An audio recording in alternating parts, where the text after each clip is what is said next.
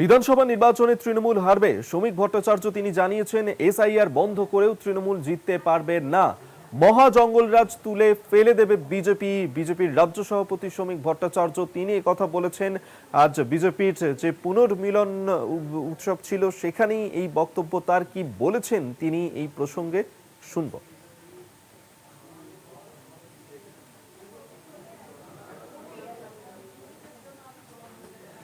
কারণ 2026 সালে শ্যামাপ্রসাদের মাটিতে, আজ দেবপ্রসাদ ঘোষের মাটিতে, হরিপদ ভারতীর মাটিতে অটল বিহারী বাজপেয়ীর সরকার প্রতিষ্ঠা হবে, তার জন্ম শতবর্ষে, এবং প্রতিষ্ঠা হবেই। তৃণমূল কংগ্রেস চলে যাচ্ছে, তৃণমূল কংগ্রেস চলে যাবে, তৃণমূল কংগ্রেসকে কেউ রাখতে পারবে না। যদি এই মুহূর্তে এসআইআর বন্ধ করে দেওয়া হয়, যদি এই মুহূর্তে ইডি সিবিআই এর দপ্তরে তালা লাগিয়ে দেওয়া যায়, যদি এই মুহূর্তে বলে দেওয়া যায় যে আর কোনো নোটিশ জিএসটি পাঠাবে না, ইনকাম ট্যাক্স পাঠাবে না, তারপরেও পশ্চিমবঙ্গে মমতা ব্যানার্জি হারবে। অঞ্জন রায় বিশেষ প্রতিনিধি এই মুহূর্তে আমাদের সঙ্গে টেলিফোনে রয়েছেন। অঞ্জন দা, বিজেপির পুনর্মিলন উৎসব থেকেই 26-এর বিধানসভা নির্বাচন নিয়ে তৃণমূলকে চ্যালেঞ্জ ছুড়লেন শ্রমিক ভট্টাচার্য, আর কি বললেন তিনি? এখন সব কর্মীরাই এই চ্যালেঞ্জ চলে, কিন্তু আজকের প্রেক্ষাপটটা সম্পূর্ণ ভিন্ন ছিল।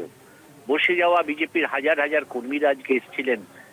নতুন সভাপতি শ্রমিক হয়ে যাবার পর পুরনো এবং নতুনদের মধ্যে যে ঐক্য করবার ডাক দিয়েছিলেন, কার্যত আজকের এই পুনর্মিলন উৎসব অটল বিহারী বাজপেয়ীর জন্মদিনকে সামনে রেখে বিজেপি আজ করলো। নিঃসন্দেহে রাজনৈতিক দলের একটা পুনর্মিলন উৎসব। আমার তো মনে পড়ে না বাংলার রাজনীতিতে এরকম কোনোদিন হয়েছে, কিন্তু বিজেপি করে দেখালেন। কারণ তাদের দলের মধ্যে অজস্র গ্রুপ, এক গ্রুপ চলে গেলে তাদের নেতারা বসে যান, কর্মীরা বসে যান, আরেক গ্রুপ সচল হয়, আবার সেই গ্রুপ চলে গেলে তাদের নেতারা বসে যান, কর্মীরা বসে যান। এই সব গ্রুপের কর্মী এবং নেতাদেরকে ঐক্যবদ্ধ করতেই আজকের এই সভা ছিল।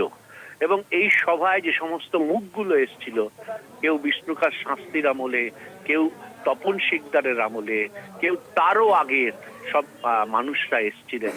ফলে মানে নিঃসন্দেহে উদ্বুদ্ধ শ্রমিক ভট্টাচার্য, কারণ শ্রমিক ভট্টাচার্য সেই সময়কার কর্মী।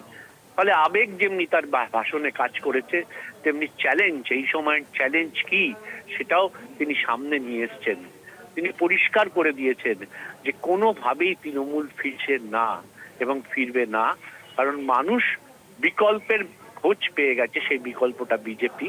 কার্যত শ্রমিক আজকে সেই ভাষাই আজকে তার বক্তব্য উপস্থাপন করেছেন। ধন্যবাদ অঞ্জন রায়, বিশেষ প্রতিনিধি আমাদের সঙ্গে টেলিফোনে ছিলেন।